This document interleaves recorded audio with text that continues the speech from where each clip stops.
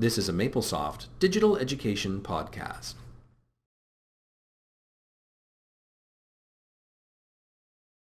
So if I'm studying poetry, it's not clear to me that I could demonstrate my competency. That's not what's expected in a course in poetry. Yeah, I've always said that STEM, or any course that uses mathematics, in some ways they're assumed to be the harder courses.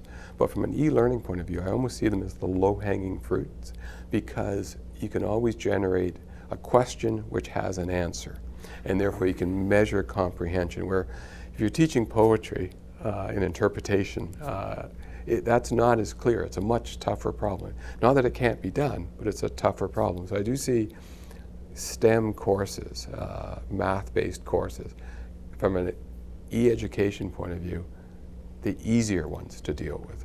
So I think from a learning point of view, you're absolutely right.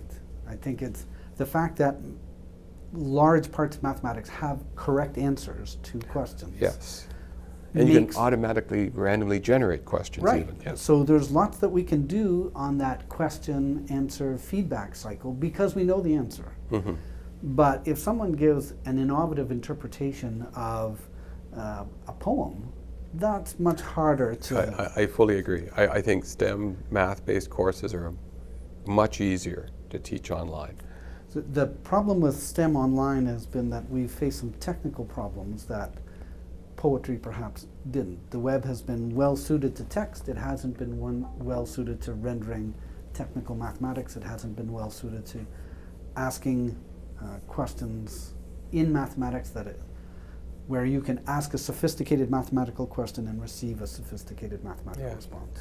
Now you're talking about things like graphing and 3D plots and animations and interactivity where you can move a slider and see how a system responds, that type of thing. Is that, what else do you mean by, what other features would you like to see, or do you think a STEM course should contain?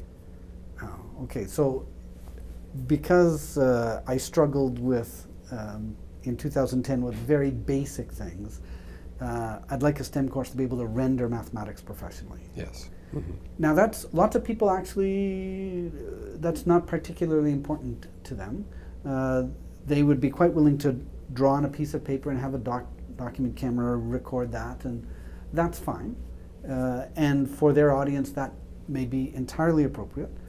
For the audience at the University of Waterloo, where we're producing professional mathematicians, many going into professions, there is something really important about an exposition which does capture I thought notation was 92% of mathematics, period. Efficient notation makes a huge difference, yep. So being able to render mathematics and STEM well makes a difference.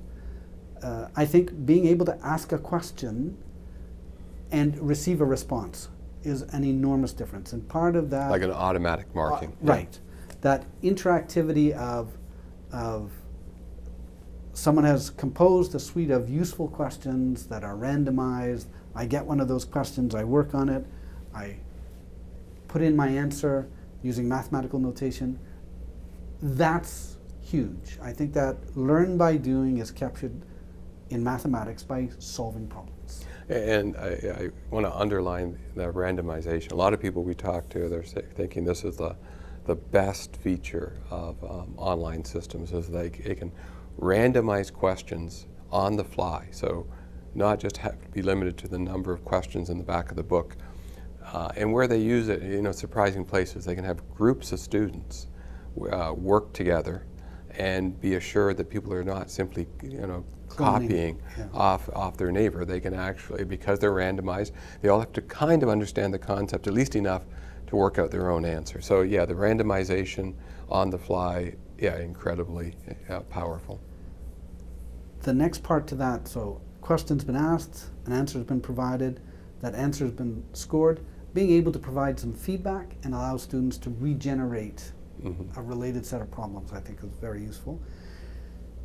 Hopefully, as you talked earlier about the advantages of artificial intelligence being applied to large data suites, we would be able to recognize where students should go next after they've completed a suite of questions. We may need to remediate for some students, we may need to accelerate some students. We may want to point out for some students, you did it this way. We're going to ask the same question, but ask you to do it that way. And so expand the set of tools or insights that people have. You also mentioned interactivity by being able to manipulate mathematical objects. And I think that's really, really important, because there are some things that are much more easily learned visually and by experiment than by algebraic notation. And when I think of, for example, a Riemann sum, just being able to say, okay, if I increase this number of rectangles, all of a sudden, gee whiz, I do, in fact, get a really good approximation of the area under a curve. And a little slider, or observing behavior of functions by modifying parameters of that function. And yeah, I think we can learn. What about gamification of math? I remain unconvinced about gamification. I'm speaking almost wholly out of ignorance, and probably because interactivity and gamification are related, not the same thing, but related. You know, the fact that you're interacting. And I agree with you. Actually, I'm unconvinced that for serious, graduate level mathematics, that gamification is the correct way. But I like to think I'm open-minded to it. So here's my question about gamification. What's the time between frame switches in a game? It's pretty short. But the time it takes to answer a mathematical question can be not seconds or a small number of seconds or fractions of a second. It can be minutes or hours. And it's important to build intellectual stamina in our students. And that's done by having them stay on task, stay on a difficult task for an extended period of time. And gamification seems to me to encourage just the opposite. Maybe. Yeah. So when I think of smartphones, for example, I wonder sometimes if smartphones aren't making us stupid. For much the same reason as Google knowledge. Well, not Google knowledge. Actually, I'm thinking of the ability to have sustained focus on a particular task. So gamification, first-person shooter, the frame switches are pretty fast. My mobile is on the table, and there's text messages, tweets, emails, phone calls. Do I really spend 15 minutes trying to solve this problem? Or am I spending slices of seconds, 30 seconds, 40 seconds at a time? And I would argue, without a whole lot of evidence that I have at my fingertips, that sort of constant interrupted approach is almost certainly not what we want for deep learning. It's definitely something that the current generation has to deal with, maybe successfully. I know I'm with you that I've been rewarded and I have found success when I've actually been able to focus and concentrate on one subject for extended periods of time. But there's an argument that the generation today can multitask effectively. So I'm not sure that's true, but and this is where I should go to Google and look up this sort of thing. But given that we have evolved over thousands of years, it's hard for me to believe that we could go from folks who weren't very good at multitasking to folks who are good at multitasking in a single generation because of a technological change. I think we're probably not hardwired for interrupt-driven processing.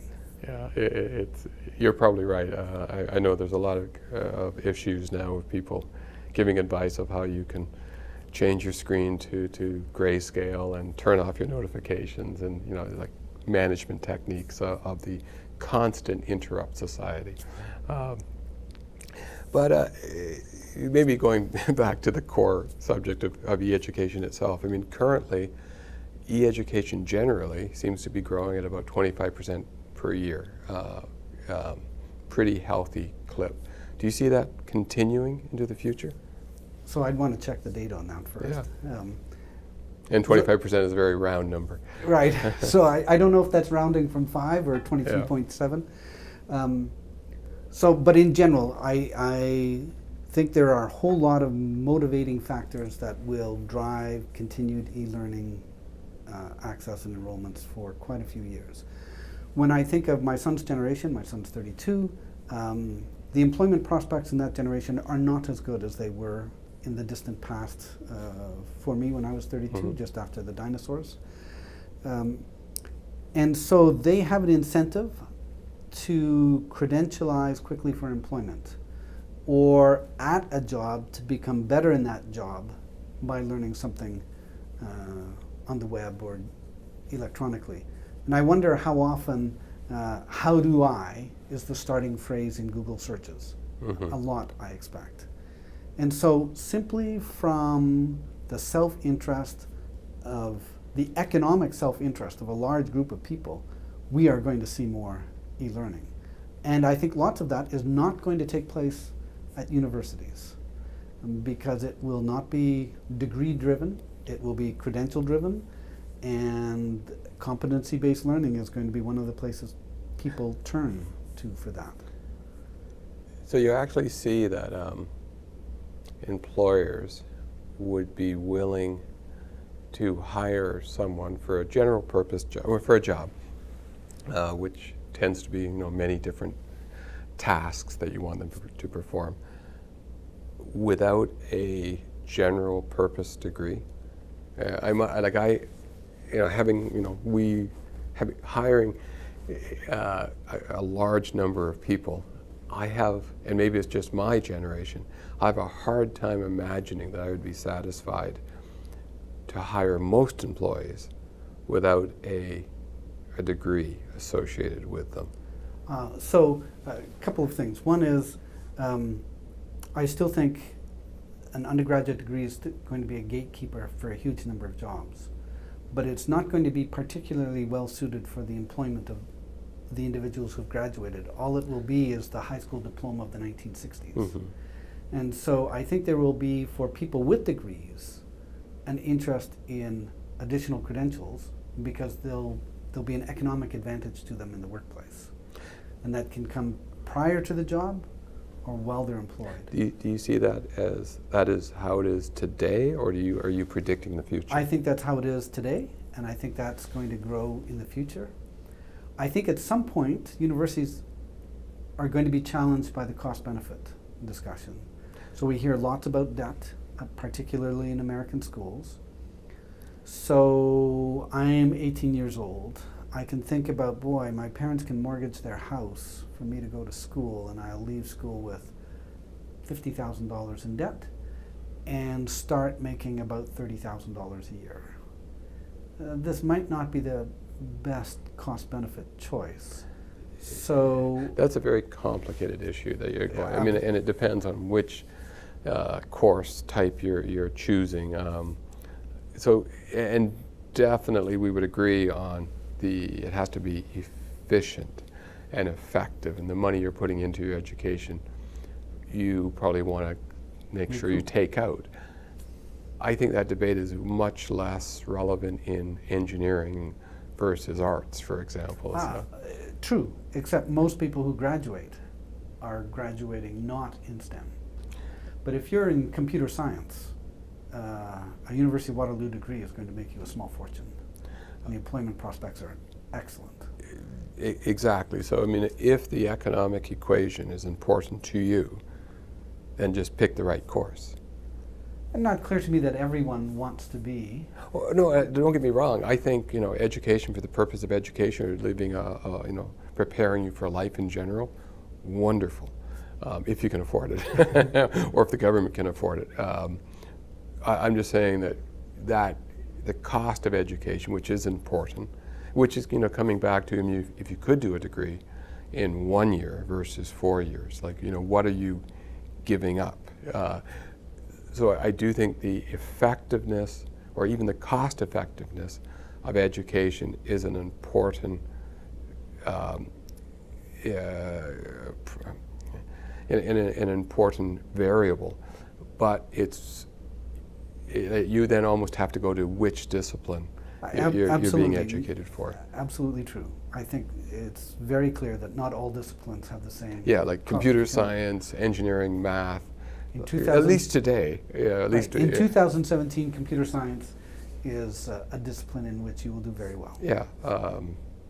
So the question really would come to me: can we use e-learning techniques to give someone a computer science degree, if they can handle it in 1 year versus 4 years?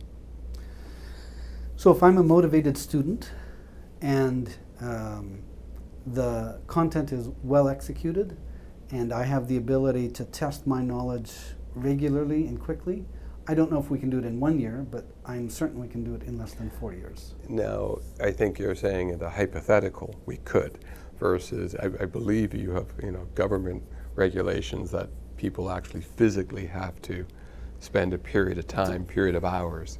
Right. So there are the funding issues, whether they're a tuition issue or a government grant issue.